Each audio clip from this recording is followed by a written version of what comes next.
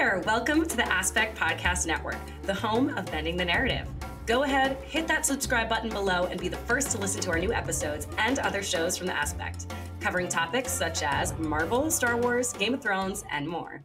Hello, everyone. Welcome back to Bending the Narrative. I am your host, Kate Kroonquist, and joining me every week to discuss the latest and greatest in the world of Avatar is the Alex Batts. Alex, how you doing today? Doing pretty good. Love the "the" in front of the name. I get a title this time. That's pretty nice. Official now. Yeah, pretty official. So this week we're continuing our book 2 rewatch with the episode "The Desert." Mm-hmm. Now let's continue tracking Team Avatar and Zuko's separate journeys on our handy dandy little world map here. Yeah. We have a move. Yeah, Team Avatar does not move at all because they're stranded in the desert. So they haven't really gone anywhere. Zuko and Iroh, however, are making progress towards Team Avatar very slowly, but like they're retracing their steps kind of, even though I don't think that they really like realize that or that that's what they're like going for. But they show up in the Misty Palms Oasis. They kind of like just miss each other. Yeah, which it's funny because I can't imagine it's intentional at this point. Zuko and Iroh seem to just be kind of like doing their own thing. I think they're just getting by right now. Yeah, really. They're just trying not to get captured at this point is what it feels like. But yeah, so we have them and then the gang just like wandering through the desert because they are this professor. Yeah. They're just stranded, so they can't really get anywhere without Appa. Aang can, but he's not going to just like leave everyone. He kind of does. But he could just do that, but he could back. do that and find plot hole. I mean, I don't like. It'd be hard to get back though. Like I feel like you can't go too far and then be able to like find your way back. Also, because like the desert is huge. Like, yeah, it's a big part of the map. The biggest part of the map, right? Well, yeah, I'm looking at mine now. I mean, actually, it definitely is. Ba Sing Se fits inside the Siwang Desert. Yeah, and which we will see later wild. on how big Ba Sing Se is. Yeah. According to these maps, that's what it looks like. Yeah. So it's huge. They're lost. They don't make a whole lot of progress. But yeah, so this is book 2, episode 10, which is directed by Lauren McMullen and written by Tim Hedrick. And if you're just joining us, we will be discussing the show in its totality. So of course, be warned about spoilers. So for the synopsis, the brief rundown of this episode, again, the team is stranded in the desert, helpless without the kidnapped Appa. While they try to escape, Iroh and Zuko arrive at the Misty Palms Oasis and are recognized via a wanted poster by Jin Fu and Master Yu, the men hired by Toph's father to find her. They plan to capture them for the reward, but a secret society helps to protect Iroh and Zuko from them and from the Fire Nation. Yeah, really, really cool sequence. After going through the many perils of the desert, Aang tracks down the Sandbenders who stole Appa and learns that they traded Appa to a merchant in Ba Sing Se. Upon hearing that Appa was muzzled, an enraged Aang enters the Avatar state and almost wipes out everyone, but again is calmed down by Katara, and that's how we kind of leave this episode off. So yeah, I mean, it's more of a like kind of chill. Chill is not exactly the right word because they're all extremely stressed out in this episode, but it's not a lot moving forward plot wise happens. It's more, it's not super fast paced or anything. Something. Yeah, I do love that in this episode we get psychedelics in the Avatar universe, which I think is hilarious. We just get Sokka and Momo just absolutely tripping on cactus juice, which is I used to have a hilarious. mug that said cactus juice and it was a picture of Sokka and it was like, it's the quenchiest. Yeah, because they're trying to find any source of hydration, and so they start drinking the inside of the cactus, which turns out to be not the best move. I love Katara as just being the mom this entire episode, and also like really like I wrote down in my notes, I was like, Katara turns into Appa and she carries the team on her back. Yeah, no, straight up. And she's also the only one with like an ounce of survival instinct in her. Yes. Everybody else wants to give up immediately. They're like, okay, guess we're dead. And she's like, really? Yeah, she's like, we have to get out of here. Like, come on, guys, get it together a little bit. Even Toph is more like Toph gives up sort of, but like I feel more forgiving for her considering she's also blind and like can't see anything. It's like everything's fuzzy for her. And I loved I think we talked about that last week too. We were like, I love that she sees She can't. It's fuzzy and also sand. That's such a good yeah. detail. She's like, this was all just a big blur to me. Like I get no reading. She's like, I hate not being able to see anything. Which is funny that like this is the first time she can't like actually see anything because of the way that like the desert and the sand kind of like messes with her being able to like feel out through the earth and stuff. I do also think that it's really interesting in this episode that they do make a distinction between like earthbenders and sandbenders. It's like one of the first times I think that there's a real like subclass or like offshoot of the thing, because like Toph can't do it. Like she's not. Wait, yeah. Like she doesn't bend the sand yet. ever. Yeah, right. I'm sure Does she she learns it ever? eventually. I'm sure she learns it eventually. I don't think we ever see her do it though, because Yeah. I can't imagine another time when she's in the desert that like we see. Yeah. Because the But next it time really we is, yeah, it's not something everybody can do. yeah, it's like lava or metal or whatever, which metal we'll talk about in a few episodes because there's a thing that gets mentioned then. But yeah, it's interesting that like it's the first offshoot subclass, I guess, besides lightning, but like that's a like yeah, not entirely the same thing. I feel like that feels like just a special skill. Yeah, Meanwhile, it's like this feels like it's like almost like the swamp people. They use the bending in a different way. It's a different culture. It's a whole different.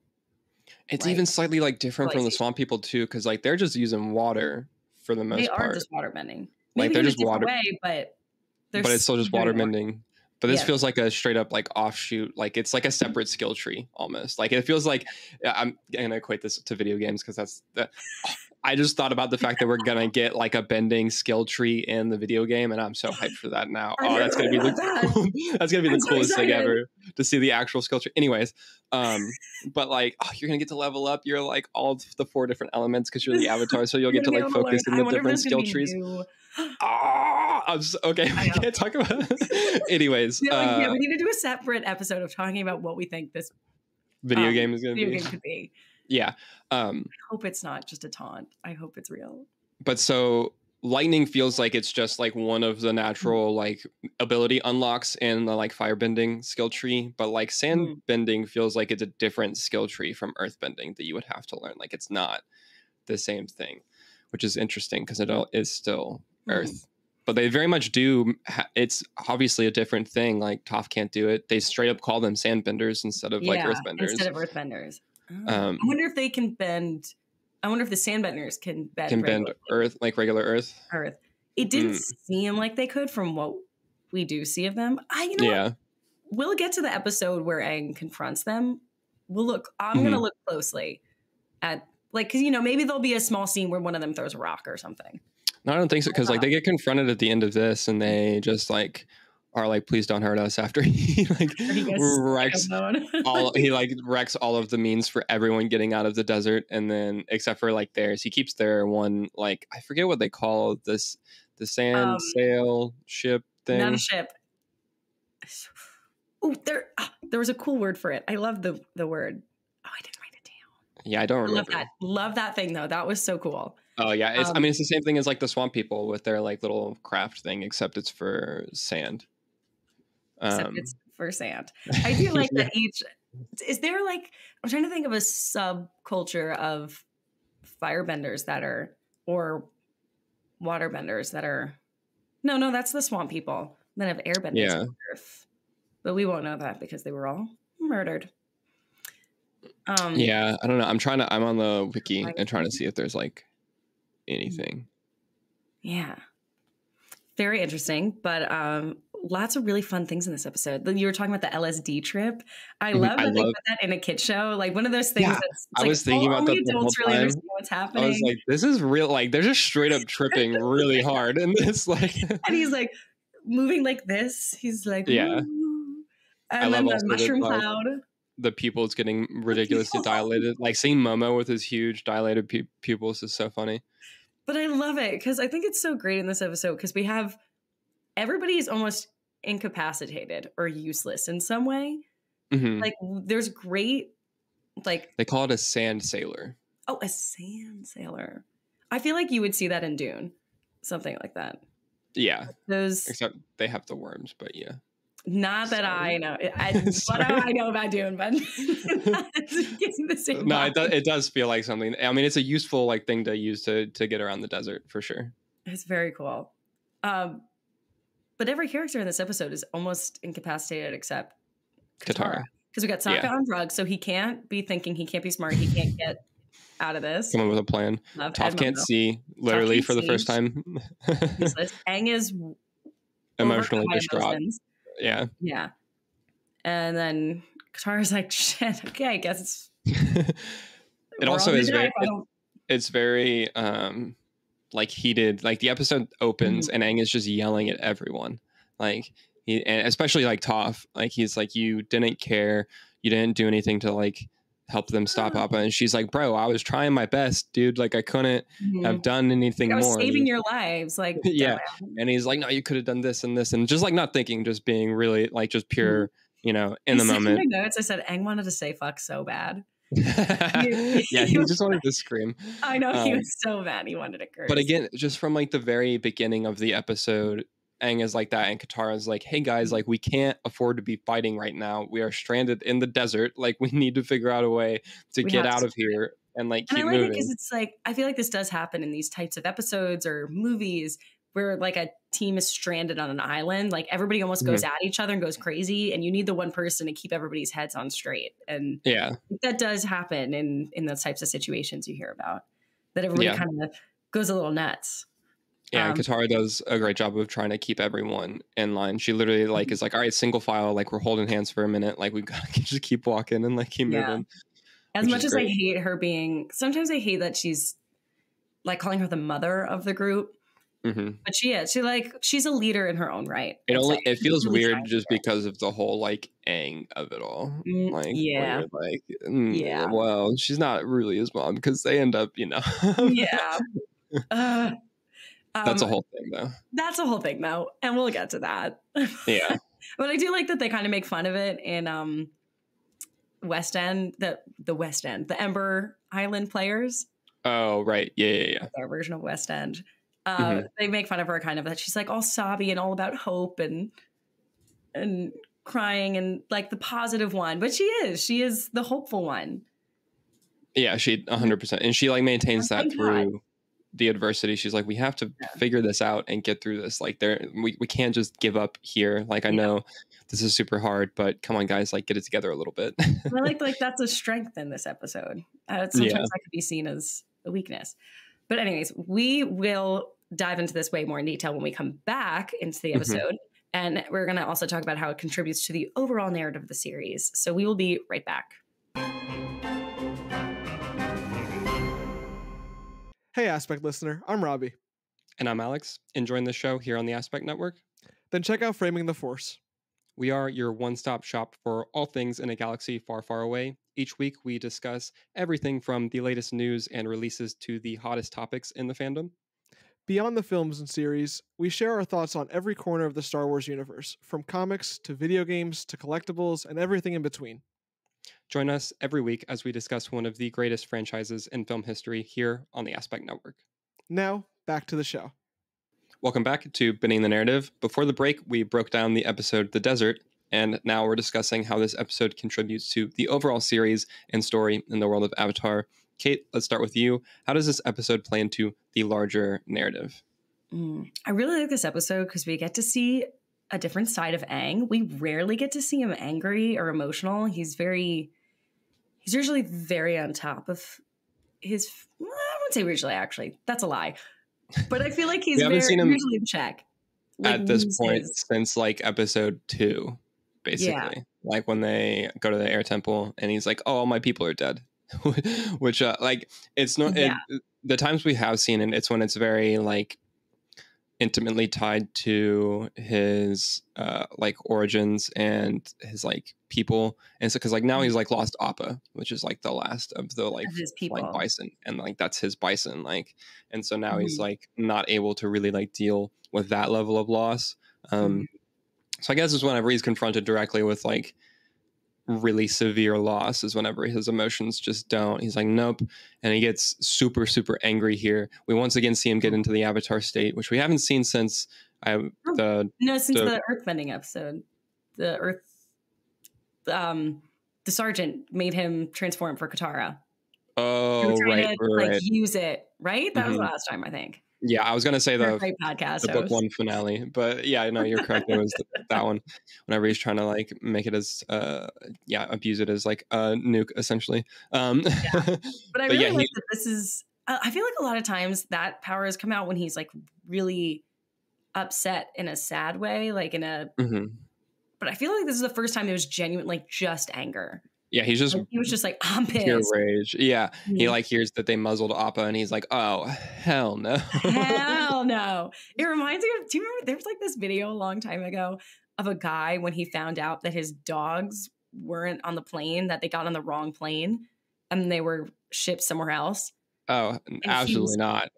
absolutely not. He was literally doing this. He was avatar mode in the Where I airport. went into Avatar state. I would be too, dude. I I would would be too. lose all of my shit. Are you kidding me? I was like, that Absolutely not. is so accurate. I would lose my shit if somebody lost my beloved pet. Yeah, no. So I totally feel where Aang is coming from here. He's very Well, enraged. well deserved. Yeah, I that also guy needed that hit. So it's also I love Toph like coming in clutch whenever they're like talking to the sandbenders. And the one dude, the like leader is like being like, hey, like we're not like is trying to like diffuse the situation. And then like I don't remember if they say that was his son or not, but like the younger guy is like like the one who's like, why are you accusing us of like the one who gets defensive immediately, where he's like, why are you accusing us of like stealing Appa and stuff? And Toph's like, oh no, that was him. I like recognize his voice. I like never forget a voice. I was like, oh damn. I And also love Aang's like, that Toph recognizes voices. I mean, she would yeah. recognize faces, obviously, but I like that. Mhm. This comes back, I think, later on that she's like, oh, I know Yeah. his voice. Mhm. It's a really, I mean, it makes a lot of sense I when think you think about it, that's but it's actually just it's a great like character trait, and like yeah, it does come in super useful for like practical reasons for like this, where she's like, oh no, that was him. Like I know for sure that he's the one who did that, and Aang's like, are you sure? And she's like, yep. And he's like, all right, and just like as soon as he gets that information, he just starts wrecking like, shit. Like you're dead. You're dead. yeah, he's like, what have you done with Appa? And starts destroying the sand sailors. And it's like, you're gonna tell me, and then just gets more and more angry. I love seeing. I think we all kind of want to see him lose his shit a little bit because it's a good character moment. I think this is something like we never, and Aang doesn't let himself lose his shit. So I think this is well deserved. I think Yeah, he and then deserves an opportunity to lose his shit every once in a while. this also like plays into his arc for the next couple of weeks in the sense that like he loses his emotions now, and then we'll talk about it more next week, but like because of him losing his emotions in this episode, he like swings really hard in the opposite direction, and like that kind of is a changing thing. But like that tension in his character about being able to keep his emotions under control, but then also still recognize that like his emotions are important and something that he should feel and like use in the right ways is like a really, really big, like that's the key to his character, and like what ends up is why he's able to succeed in the very end, like is because he is like aware of his emotions and like, and also like sticks to his convictions and the fact of like what he thinks is right or wrong and like those kinds of things. So yeah, so it's one of the moments where like we see that kind of come out, and like he tries to like rail against that sort of like after he feels like he like didn't handle it properly. And so it's like a learning moment for him where he like is able to look back and be like, okay, like this wasn't the way to do it, but like I still need to embrace that to some extent as he like learns going forward. But yeah, it's good to see that. And it's also just cool to see the Avatar state because like that's pretty sick. I love it. It's great. I also really like to see that this episode kind of snuck up on me as almost like a Katara centered episode. It's not centered around her, but we really see her take charge here and be a boss and save the day. And I feel like that's like when you leave this episode, you don't really think of her that much in this episode. Yeah. She was the one who solved all the issues like we were just talking about. And even at the end, she's the one who's able to calm Aang down and get him to see reason and not murder everybody. Destroy it. Yeah, I mean, like literally she's the only reason that an atom bomb didn't just like go off in the middle of the desert essentially, which also though I do love, speaking of atom bomb, early in the episode when like Aang is flying around and like trying to find Appa and he just like can't whenever he like lands, and he just like gets super pissed, and like you get the plume of literally just the giant like mushroom cloud. Yeah, which Sokka is also like it's a giant mushroom, which like is so fun. But yeah, it's a really cool. So good. I say cool. It's not a cool visual of a nuclear bomb, but like it's that like visual of the mushroom cloud and like showing his and that's not even him like in the avatar state at that point. Like that's just him like being a little bit mad and airbending. Like that's just a small fraction of his power. Yeah. So, but yeah, Katara definitely is the key to being able to bring him back down to earth and that. And then I feel like, does Aang technically get his first kill in this episode with the bee? Do we think he's killed before? Okay, one, I definitely don't think he's killed before. But like there's some hits where I'm like, that guy's not alive. Yeah, I feel like maybe he like softens the blow with his airbending. Like if he's like the bee, he hits the bee and that thing goes down, and I think it died. That would be fair. That probably is. I mean, that goes into. I mean, like then you're getting to like a conversation about whether or not like you think that creatures and animals are the same, like ethically, as like killing a person. But I feel like with Aang and his culture, it's all about. It probably should be. He's mentioned something like that before, that he sees them as the same. Yeah. Damn Aang, why are you so cold-blooded?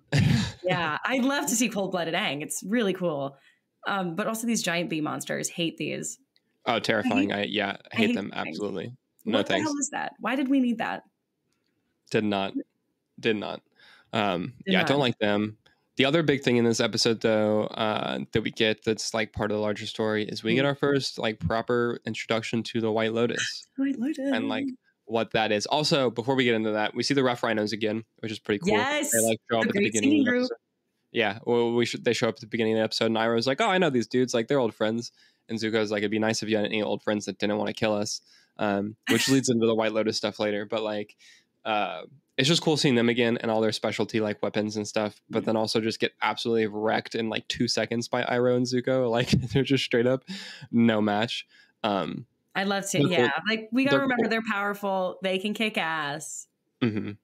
And it's funny too how like Iroh like turns it on from, because like right before then he's like being all like hurt and like, oh, we need to rest, and like making all the noises. He's like, ah, no, and Zuko's like, do we need to stop? And he's like, no, you don't need to stop on account of me. And he's like, ah. He's so cute. I love Iroh jokes. They're so good. But like they stop, and then the next ones, when push comes to shove, he just like wrecks them in 2 seconds and they get away. Which is great. But yeah, that's how they like end up in the Misty Palms Oasis and are, then we also like bringing more of the narrative threads together. We see, what is his name? Jinfu and Master Yu, who are following them because they're trying to find Toph. Yeah, those are the ones who are after Toph. And then they also find, then they're like, this is the episode where they're finally like, oh, we can get a better bounty. Because they see on the bounty board that Zuko and Iroh are there, and then Zuko and Iroh are just walking into the Misty Palms at that time. So that's pretty bad timing on their part.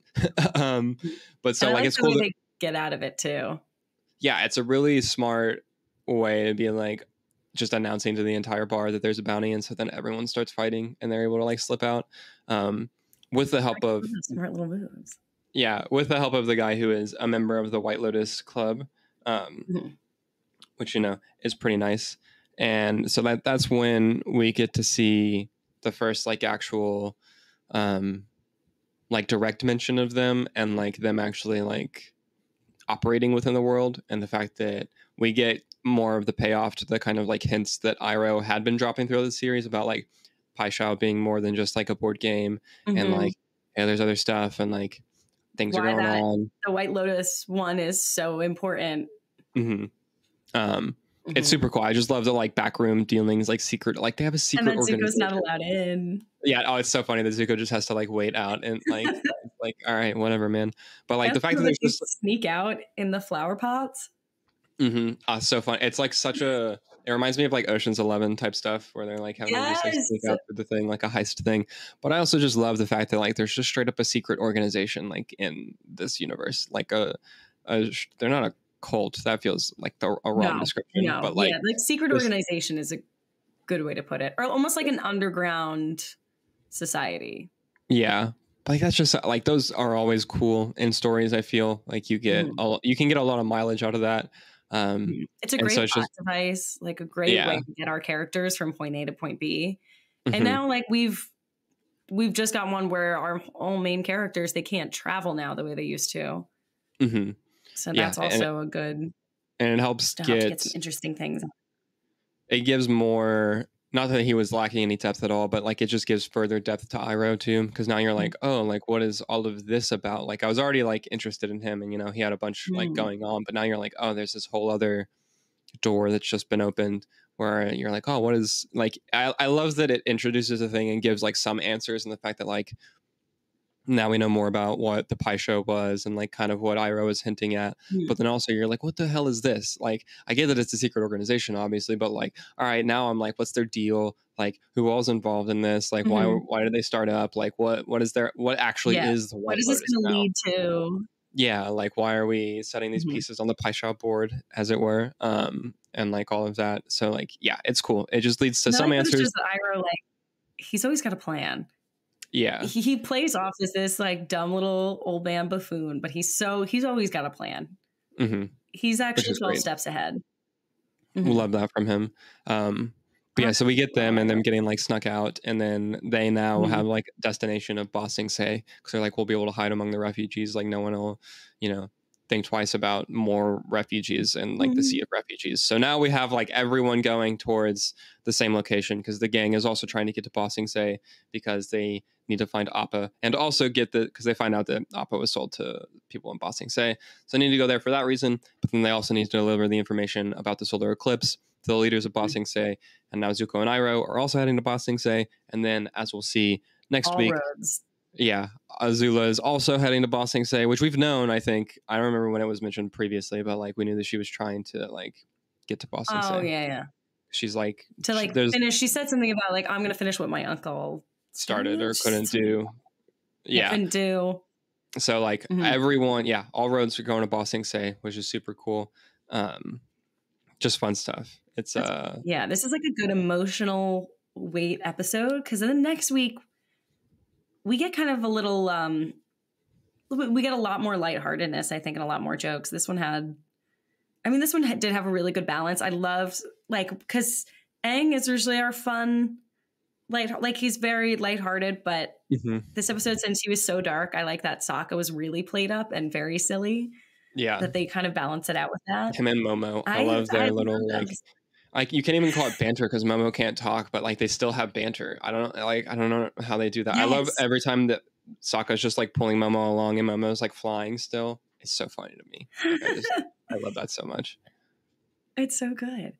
And then I'm still confused. Why did we need the bees? What did that do? I think that's my one thing with this episode where I'm like, why did we need those? We really didn't. Like, they just, I don't know.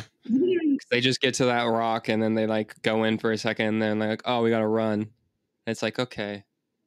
And then do we see those bees again? I don't remember. Probably. I have to. I don't know. I can't. That's, I think, my only qualm with this. They just wanted another blended animal in this episode. What are they blended with? Because it's the bees and like... It's wasp and... What is it blended with? Oh, they're buzzard wasps. So they're like buzzards and wasps. Buzzards. Buzzards are like the birds that feed on dead stuff. Oh, like yeah. Yeah. What are they called? Sorry. Like a buzzard. I know. No, there's another word like for them. Yeah, I know what you're talking about. But yeah, they're like a buzzard wasp combo, apparently. They are. Okay, that makes sense, because they had like the furry neck and the beak. They have a beak, which is wild. Yeah. 1, 2, 3, 4, 5. They have like 12 legs or something. Ugh. Yeah. Terrible. I hate them. And just I that do not random. Like. Hate that. Yeah, but they never. I think the other appearance was in The Great Divide, or was that not buzzard wasps? That was something else. No, those were the crawler thing, the canyon crawlers or whatever. Canyon crawlers. I thought there was a flying insect in that one. Again, we are great podcast hosts. Oh yeah, we're so good at this. This is our. Guys, you can tell this is our. We really first do job. our research here. Yeah, I don't know.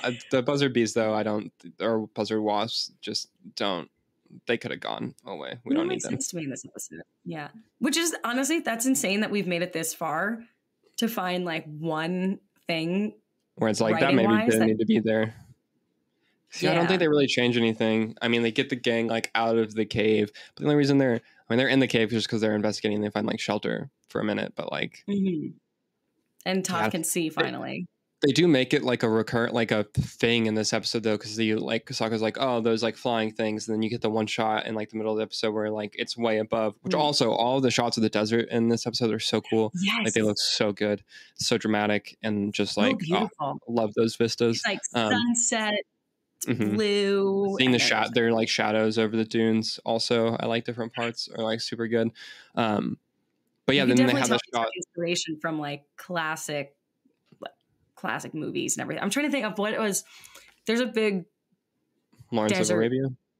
yeah, probably that. I think where's like there's a shot like that with the shadows. It Mhm. feels very typical of anything. Anytime you It's- film in the desert, or Yeah, it's great, like iconography there. But yeah, then they have that one shot that's like super high up, that's like showing the gang. But then you see like a couple of the buzzard wasps like flying. And it's like, why are these dudes such a big deal? Like, I don't Mm. like. Yeah, they end up being like the kind of like foil at the end, but not really because the sandbenders are the foil at the end that you actually have to deal with. Like, you just get like Mhm. 60 seconds of like Scooby Doo chase out of the cave. Scooby-Doo chase. That's exactly what it feels like. I wonder if somewhere they were like, we needed a little extra fluff in there. They Maybe. never do that. Yeah, I don't know. Very odd. Yeah, it feels just very off. Not a fan of those guys, but other than that, it's a great episode. Anyways. Another cool thing I do love about this episode is that they used the cloud to waterbend. Yeah, which was super smart. That was She's really like, smart, "Oh, you even can though there use was the-" only a little. Yeah, she's Mhm. like, go up there. I love how moody he is. Whenever she's like, Aang, like, go up there and like grabs the thing, and he just grabs it and like throws it over his shoulder and like looks the most annoyed about it, and like goes up there and waterbends it, and comes down. She's like, oh, there's not a lot in here, and he's like, I'm sorry, I did the best that I could. And it's like, damn, bro, like, Yeah, chill. no, like- I'm just... Like, I'm sorry. I know you're mad about this. He's like, it was a desert cloud. What do you want from me? I'm like, is there a difference between like regular clouds and desert clouds? I feel like it's just a cloud, but you know. I feel like it's just a cloud. You just don't see a lot over the desert because it's not moist Got a lot of there. water. Yeah. I mean, it makes sense that it doesn't have a lot of water in there, but that was super smart where she's like, all right, we can get the water like out of that. I also like the bit earlier in the episode. It's around the same time. It's like right before that, actually, I think. So it's when they need more water. But whenever the group is asking for more water and Katara's like, all right, this is the last of it. And she goes to like water bend it out. And Momo just like flies through all of it. And Sokka's like, no. And she's like, it's fine, dude. And just like water bends the water Like, back I out of am the a water sand. bender. And he's like, oh, all right, water He's like, bending. oh, that's right. Such a good joke. They start doing that a lot He- with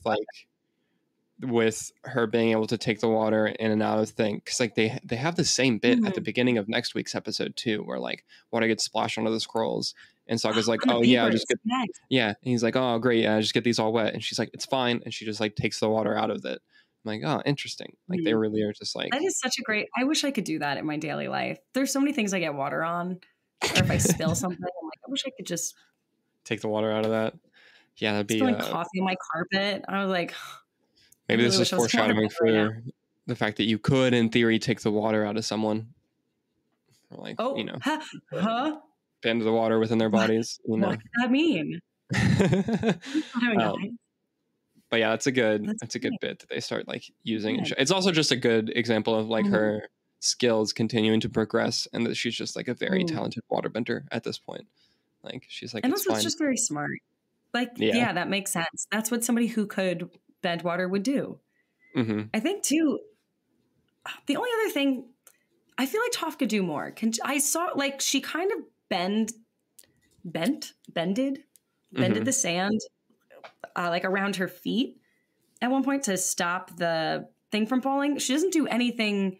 No, that wasn't Toph. That was the sandbenders bending the sand around their feet whenever they're trying to get Appa, is what that shot is. Because like Appa's trying to like, yeah, Appa's trying to like struggle away, and the sandbenders like solidify the sand around their feet to like anchor themselves.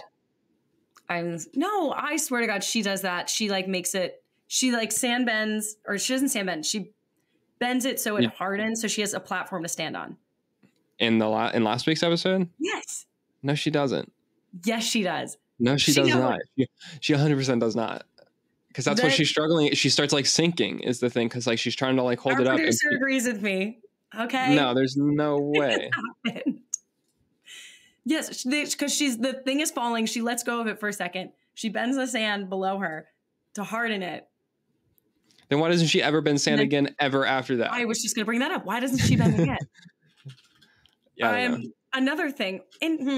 First time in what is it? This is literally the halfway point, right? This is the exact midpoint, I think, of the series, or was it the last episode? So it's kind of wild that it took halfway through the show to actually find some plot holes, I guess. Yeah. But there's another one that I want to talk about next week whenever we get there, where I'm like, there was like 5 different solutions to this problem. But yeah. That's for next week. That's for next week. We will get there. Anything else you want to say about this episode, Alex? I don't think so. Other than the fact that Toph definitely doesn't do that. I'm gonna have to go back and rewatch. No, she does. She definitely does do that. I'm standing on business. It's fine. I'll pull it up in a minute, and we'll see. We'll see. We'll come back and make an announcement. Yeah. Tune in next week. Tune in next week, guys. We'll make an announcement that I was right. Thank you. But yeah, great episode overall. Mm-hmm. Not a lot happened, yet a lot did happen. I feel like this is a good character building episode. We were setting up a lot. We're setting up a lot now for the rest of season 2. Mm-hmm. All roads are leading to Ba Sing Se, it seems. So yes. Thank you guys for tuning in to Bending the Narrative today. Next week, we are pushing to Ba Sing Se with a 2-part special, The Secret of the Fire Nation. Ooh. Mm-hmm. And we'll be breaking down those episodes. That's the Serpent's Pass and the Drill put together. First, Alex, where can people find you online? You can find me online at the Alex Bats on both Twitter and Instagram, and just Alex Bats on Blue Sky if you're on there. So I'm trying to post more on there now. Ooh. Yeah. Ooh. Brand new. All right. Fun stuff. Well, please be sure to subscribe here to The Aspect and YouTube on any platform where podcasts are found. Please give us a like, leave a comment, turn on that bell for notifications. You can also follow us on Twitter/X, Instagram, and TikTok at The Aspect Co. Also, thank you to Peter Frazier for providing our series music. And thank you so much for listening. And flameo, hot man. Hey, thank you for tuning in. If you enjoyed this show, then be sure to subscribe here to The Aspect so you never miss an episode. And be sure to check out some of our other shows and videos on the Aspect Network. Thank you so much for listening, and flameo, hot man.